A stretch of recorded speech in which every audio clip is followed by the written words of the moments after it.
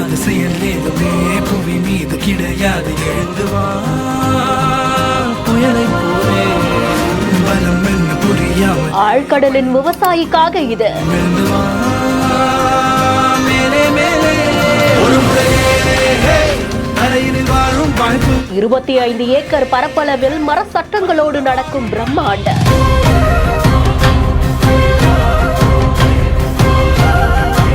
Life jacket அணிந்ததும் பெண்கள் செய்த mass சம்பவ.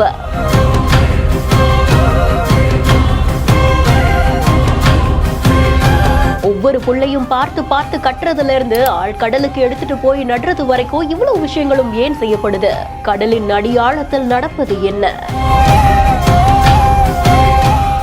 கடலுக்கு அடியில வளரக்கூடிய அந்த கடல் புல் தான் கடல் பசுவுக்கு முக்கியமான பிரதான உணவாவே இருக்கு. இந்த கடல் புல்ல கடலுடைய நுரையீரல் அப்படின்னே சொல்லலாம். அந்த அளவுக்கு ஆக்சிஜனை ப்ரொடியூஸ் பண்ணும். கடல் வளத்தை காப்பாத்துறது கடல் பசுவுக்கு மட்டும் இல்லாம இன்னும் பல உயிரினங்களுக்கு இந்த கடல் புல் தான் பிரதான உணவாகவும் இருக்கு. அப்படிப்பட்ட கடல் புல்ல மறுபடியும் ரீஸ்டோர் பண்றதுக்காக டிஎன் ஷோர் அப்படின்ற முக்கியமான திட்டம் கொண்டு வரப்பட்டது.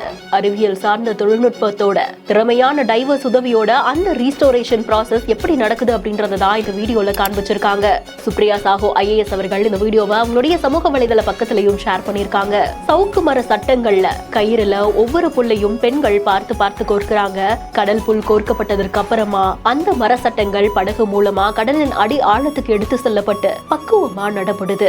ஏற்கனவே டிஎன் ஷோர் ப்ராஜெக்ட் மூலமா 7 ஏக்கர் பரப்பளவுல இந்த கடல் புல் ரீஸ்டோரேஷன் நடந்ததாகவும் இன்னும் 18 ஏக்கர் பரப்பளவுல ரீஸ்டோரேஷன் நடந்துகிட்டு இருக்கிறதாகவும் சொல்லியிருக்காங்க. இயற்கையை பாதுகாக்கிறதுக்கான இது போன்ற திட்டங்கள் குறித்து உங்களுடைய கருத்துக்களை கமெண்ட் செக்ஷன்ல சொல்லுங்க.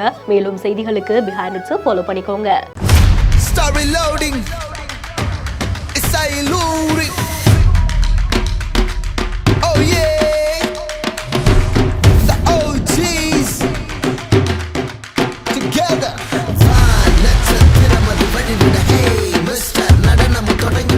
செய்திகளை வழங்குவோர் கிராண்ட் ராயல் டூர்ஸ், மஞ்சு குரூப்ஸ் மற்றும் சிம்ஸ் ஃபார்மசி. Hello doctor.